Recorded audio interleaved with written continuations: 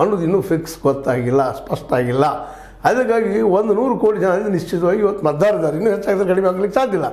ಅಂದಾಗ 100 ಕೋಟಿ ಜನರ ಮತವನ್ನು ಹಾಕಿಸ್ಕೊಳ್ಳೋದು, ರಿಸಲ್ಟ್ ಕೊಡೋದು, ಮಾಡೋದು ಇಡೀ ದೊಡ್ಡ ದೇಶದೊಳಗೆ ಜನಸಂಖ್ಯೆ ಹೆಚ್ಚದ. ಇದು ಒಂದು ಎಂಥ ಕಾರ್ಯಪ್ಪ ಅಂತಂದ್ರೆ ಹರ್ಕ್ಯುಲಿಯನ್ ಎಫರ್ಟ್. ಮತ್ತು ಇಲ್ಲಿ ಭ್ರಷ್ಟಾಚಾರ ಆಗೋದ್ರಲ್ಲಿ ಏನೂ ಗ್ಯಾರಂಟಿ ಇಲ್ಲ, ಬೂತ್ ಕ್ಯಾಪ್ಚರಿಂಗ್ ಆಗೋದ್ರಲ್ಲಿ ಏನೂ ಗ್ಯಾರಂಟಿ ಇಲ್ಲ, ಅರ್ಗಿಂಗ್ ಆಗೋದ್ರಲ್ಲಿ ಏನೂ ಗ್ಯಾರಂಟಿ ಇಲ್ಲ.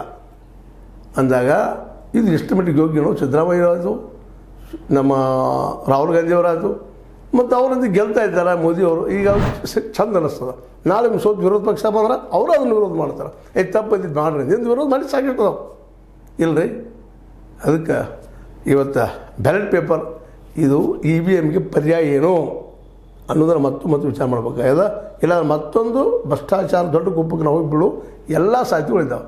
ಹಿಂದೆ ಕಾಂಗ್ರೆಸ್ ಇದ್ದಿದ್ದು ಇದೇ ಬ್ಯಾಲೆಟ್ ಪೇಪರಿಂದಾಗಿ ಭ್ರಷ್ಟಾಚಾರ ಎಸಗಿದ್ದು, ಅಲ್ಲೇ ಬೂತ್ ಕ್ಯಾಪ್ಚರಿಂಗ್ ಮಾಡಿಸಾಗಿತ್ತು. ಯಾರೋ ಮಾಡಲ್ಲ, ಅವ್ರು ಆಡಳಿತದಾಗ ಆಗಿದ್ದರೆ ಅವ್ರಿಗೆ ಹೋಗೋದು, ಅದು ಕ್ರೆಡಿಟ್ ಅವ್ರು ಕಂಟ್ರೋಲ್ ಮಾಡಬೇಕಿದ್ದು ಮಾಡಲಿಲ್ಲ. ಅದು ಪರ್ಯಾಯವಾಗಿ EVM ಬಂತು.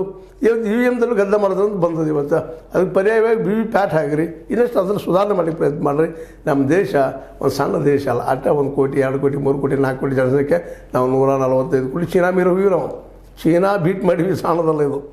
ಅದಕ್ಕಾಗಿ ಮತ್ತೆ ಹೇಳ್ತಾ ಬ್ಯಾಲೆಟ್ ಪೇಪರ್ ಪರ್ಯಾಯ ಏನು ನಮ್ಮ EVMಗೆ ಚರ್ಚೆ ಮಾಡಿ ಅಂತ ಹೇಳ್ತಾ, ಇದು ನಿಮ್ಗೆ ಲೈಕ್ ಆಗಿರ್ಬೋದು. ಲೈಕ್ ಮಾಡಿ, ಶೇರ್ ಮಾಡಿ, ಕಮೆಂಟ್ ಮಾಡಿ, ಜೊತೆ ಸಬ್ಸ್ಕ್ರೈಬ್ ನಿಲ್ಲಿಸ್ಬಿಟ್ಟು. H16 ನ್ಯೂಸ್ ಅರ್ಥ ದೇಶ ತರಬೇತಿ ವಂದನೆಗಳು.